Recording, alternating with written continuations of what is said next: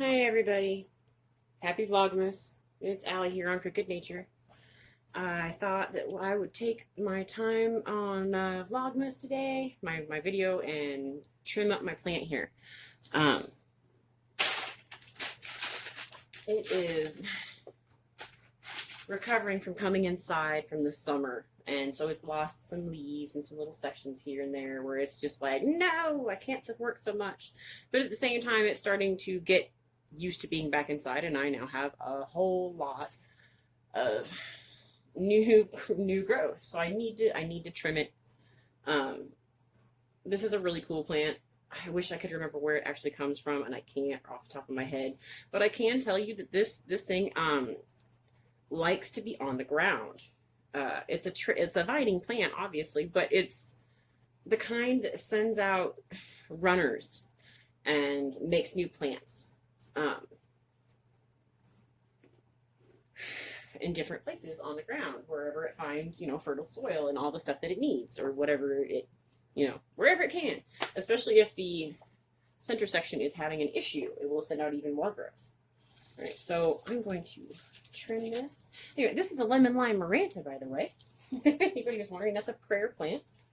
I absolutely think this thing is awesome. I got it for Mother's Day a few years ago, so I've had it for a while. I've actually taken cuttings from it and done well with them and have them in other planters now, and have given some away as well. If you don't know about a prayer plant, or why they call it that, is during the day the leaves are like this and they're down, they're like this, and at night, as the temperature goes down, the sun goes down, for whatever reason exactly, and I don't remember what it actually is, the leaves are going to stand up, and they will be standing up next to each other. And people, can you see my hands? There we go. So at night the leaves are down, and during the day the leaves are, no, I'm getting it all confused. At night the leaves are up, and during the day the leaves are down. And it's called a prayer plant. There's a whole bunch of different kinds of them, different colors. I actually have two other types here, but they're upstairs. And they are, one of them is in need of a trim as well. I'm going to be very careful getting in here. And sometimes you'll find that there is growth that you don't even think should be alive farther down. Say this section here, this right here. In fact, I kind of see it happening right here. It's starting to die off a little bit. It's getting woody right here. All right. And eventually it'll dry out, like super, like just dry as can be, and it'll fall off. And there will be alive on the ground, and I'll have to find it and put it in a planter or jar or something so that it can get some rooting going on, and then, go from there. And it's a new plant. That does happen. I'm not happy about that happening, but it does happen. I was just like, oh my gosh, I broke my plant first time I saw it. Anyway, it's all right though. It's gonna do that. It's got some interesting growth on it. It has tons of nodes all over the place. So if you wanted to take cuttings from this and grow it out, hopefully it's pretty visible. There's actually roots coming out all over this little thing right here. And oh, that's where I just trimmed a thing. Anyway, and there's more up here. There's one right here. There's a node here. There's several. It's almost like there's several nodes right in here. And I would just take this whole thing if I wanted to start a new plant. I would cut it off back here, and I would sit it in the top of a pot and use a bobby pin to hold it to the dirt until it roots itself. All right? They actually do really well like that. I think that they do better, though, if you put them in water for at least a couple weeks beforehand and wait until the roots are about 2, maybe 3 inches long. That's a good time. If you do it when they're, anything you take cuttings from, if you plant it when its roots are about 2 or 3 inches, you're going to have better luck with it actually taking in the soil and not having to baby it as much and overwatering it, and then getting it used to having less and less water. You will be able to treat it more like an already rooted in soil plant. You still need to keep it a little extra wet, but it's not quite so volatile on how well it does. Like, it just does better. If you do its little bit of growth in water and then get it planted. Now, this thing is awesome. These guys will flower inside, and I mean, like crazy. It is absolutely awesome. I love that. They have, oh, speaking of where it's going to do its little drop-off thing, right here. You can see it. Hopefully you can see it. It's like getting super, super woody right here. I'm not going to cut it off, but I am going to take all of its leaves off and do all of that stuff. I love these plants.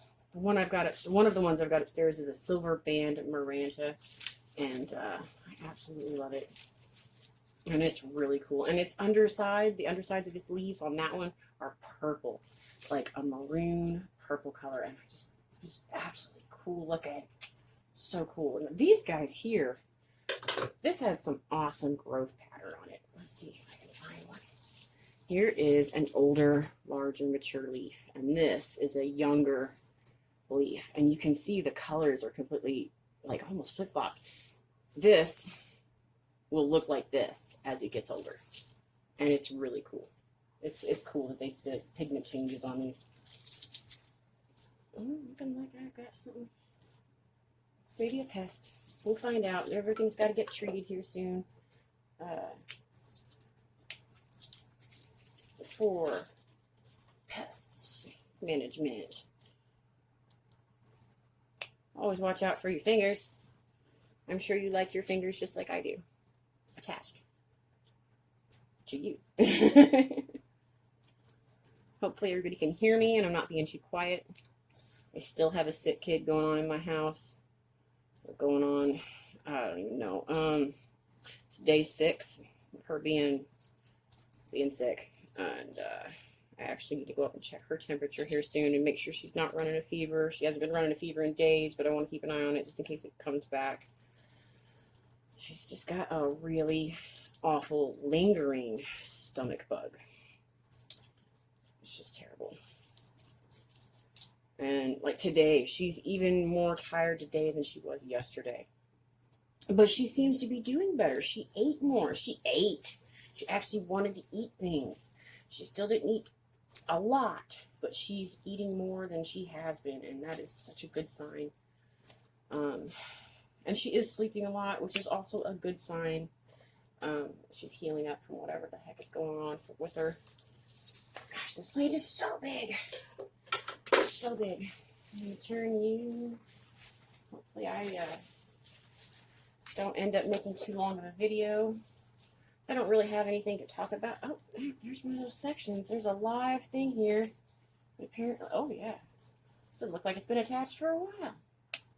And if I wanted to, I could save this. It's still alive. It still has stuff going on, but I think I'm just going to check it because I have a lot of plants and I don't need it anymore right now.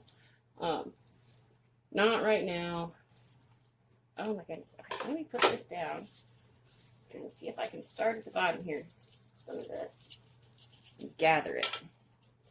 Gather it up so that I can snip it together. I can't find my floral snips. My little gardening scissor things. But these will work just fine. This is a pair of kitchen shears that I use for gardening because sometimes you need kitchen shears for gardening. Sometimes you need a saw. It's fine.